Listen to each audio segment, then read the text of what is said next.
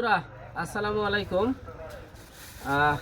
আজকে ব্রয়লার মুরগি মারা গেছে, প্রায় 4টা মুরগি মারা গেছে। তো আজকে ব্রয়লার মুরগি মারা যা পোস্টমর্টম করব। আপনারা সবাই সঙ্গে থাকুন, দেখতে থাকুন কিভাবে মুরগির পোস্টমর্টম করে আর রোগ নির্ণয় করা যায়।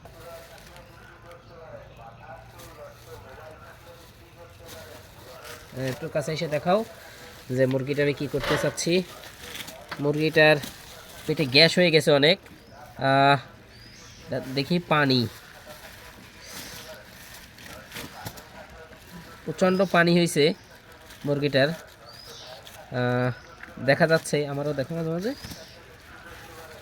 মুরগিটা দেখেন, এদের ক্যামেরা ধরো ওই জায়গায় দেখেন, মুরগিটার প্রচণ্ড পরিমাণ পানি দেখা যাচ্ছে। দেখেন মুরগিটা পানি হয়েছে, অর্থাৎ গ্যাসে মুরগিটার পানি হয়েছে। লিভার, কিডনি সবই মোটামুটি ভালো আছে, কিন্তু আসলে পানির জন্য মুরগিটার পানি হয়েছে। এটা দেখি আমরা, এটার তো পানি হলো, এমনি কোনো সিমটম নেই।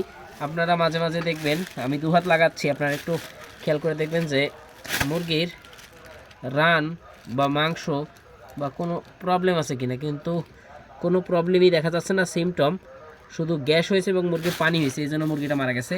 দেখি আমরা আরেকটা মুরগি আমরা চিরে দেখতেছি যে এটার কি প্রবলেম হয়েছে।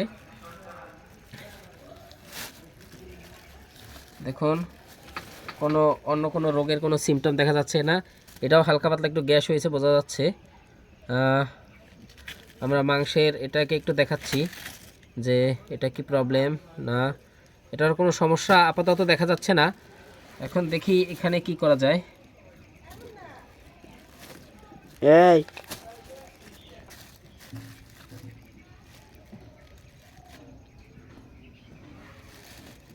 আবার রেডি করো। আচ্ছা, এখন আবার দেখা যাচ্ছে যে মুরগির এটা গ্যাসে খাদ্যে সমস্যা হয়েছে, এটা বোঝা যাচ্ছে, কিন্তু আদারওয়াইজ কোনো সিমটম নেই। তো এটা চাপা পড়ে মরে গেছে, মানে শীতে মনে হয় মারাত্মক ই করছে, যে এটার মধ্যে কোনো ঠান্ডার কোনো ভাব, কোনো কফ নেই আপাতত। আর এটা আসলে আচ্ছা, আপাতত এই দুইটা পোস্টমর্টমে বোঝা যাচ্ছে যে একটার পেটে গ্যাসে পানি জমে মুরগিটা মারা গেছে, আর একটা অথবা ঠান্ডার মধ্যে চাপাচাপি করে মুরগিটা মারা গেছে। দুইটা মুরগি, সবগুলো মুরগির একই সিমটম। আল্লাহ হাফেজ। পরবর্তীতে কোনো রোগ নির্ণয়ের জন্য হলেও আপনাদের সঙ্গে দেখাবে।